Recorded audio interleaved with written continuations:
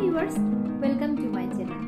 আজকে আমি আপনাদের সাথে শেয়ার করব নারকেল বাটা দিয়ে দারুণ স্বাদের ইলিশ কারি রেসিপি।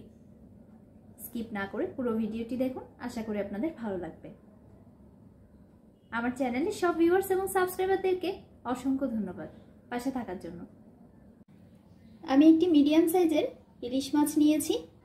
এবার মাছের আঁশ ফেলে দিয়ে পিস করে নিব।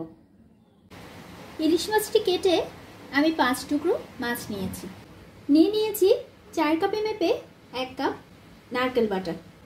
আমি নারকেল কোড়া ব্লেন্ডারে ব্লেন্ড করে নিয়েছি, আপনারা চাইলে শিলপাটায়ও বেটে নিতে পারেন। চুলায় একটি পাত্রে 2 টেবিল চামচ কুকিং অয়েল গরম করে নিয়েছি। দিয়ে দিচ্ছি 2 টুকরো দারুচিনি, 1টি এলাচ, 1টি লবঙ্গ আর 2 টুকরো করে নেওয়া 1টি তেজপাতা। লো ফ্লেমে একটু ফ্রাই করে নিচ্ছি।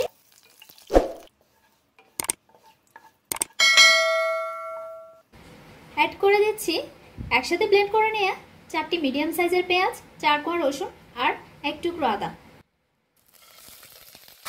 ফ্রাই করে নিচ্ছি।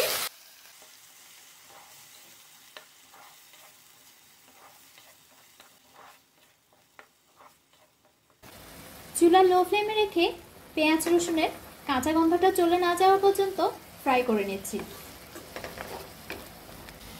পেঁয়াজ রসুনের কাঁচা গন্ধটা চলে যাওয়ার পর আমি আরেক টেবিল চামচ তেল দিয়ে দিচ্ছি। তেলটা গরম হয়ে এলে দিয়ে দিচ্ছি নারকেল বাটা।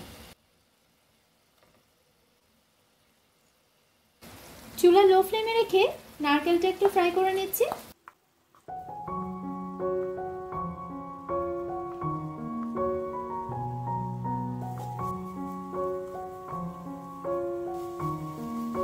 নারকেলটা হালকা ফ্রাই করে নেওয়ার পর এবার সব একসাথে নেড়ে চেড়ে ফ্রাই করে নিচ্ছি।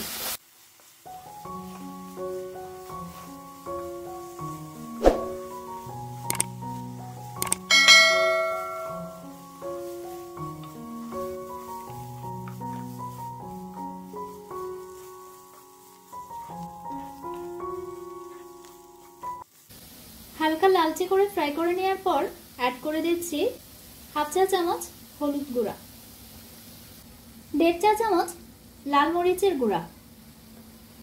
ঝালটা আপনারা যে যার পছন্দ অনুযায়ী বাড়িয়ে কমিয়ে দিতে পারেন। 1/4 চা চামচ জিরার গুঁড়া দিয়ে দিচ্ছি স্বাদ মতো লবণ, দিয়ে দিচ্ছি 500 ml পানি।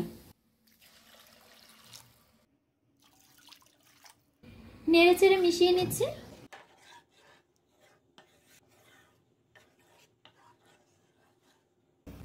যখন ফুটতে শুরু করবে তখন মাছগুলো অ্যাড করে দিচ্ছি।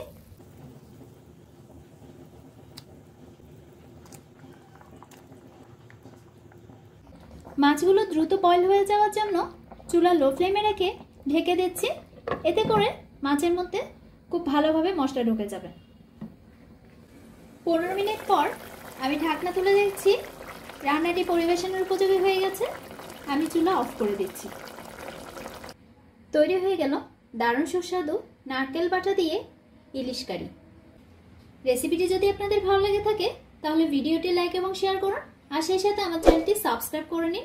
পাশে থাকা বেল আইকনটি ক্লিক করে দিন যাতে দারুণ সব রেসিপির নোটিফিকেশন পেয়ে যান। ধন্যবাদ।